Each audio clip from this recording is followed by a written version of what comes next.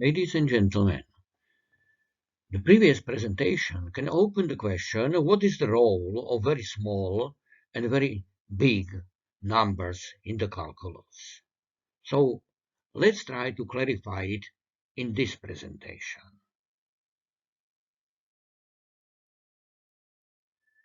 We ended with a slide similar to this one.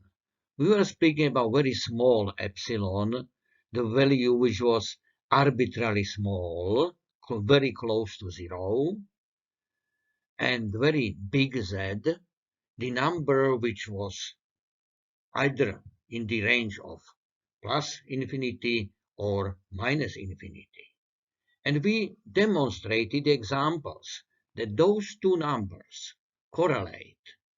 In this case, which was in the previous presentation, we are speaking about very small epsilon 10 to minus 25, which produced, after some calculations and estimations, the fact that if we take 10 to 31st member of the progression, we will get certainly epsilon of that size.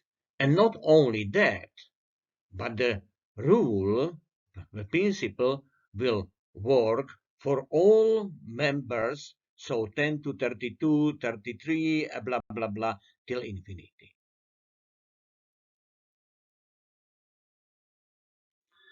So the question is, why we have to discuss these extremes, those very small and very big numbers? Because sometimes we see the convergence, the value of limit, sort of, on our eyes. This was the previous cases. Now I will inverse the question. The convergence or divergence will not be so easily visible as in previous cases. So let's go further. What was the problem before? We were looking for a limit in point minus 3, and we have seen that functional values went to plus infinity from both sides. So the closer we were to minus 3, the functional values were greater.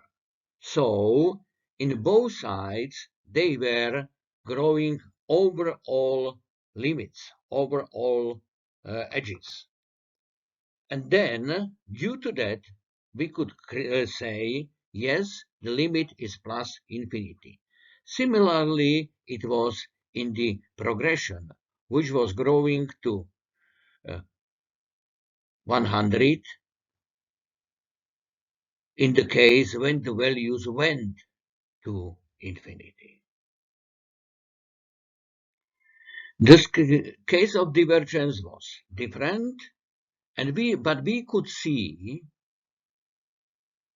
that values are going on one side of minus 3 to infinity, but from the right side, they go to minus infinity. So naturally, divergence is visible.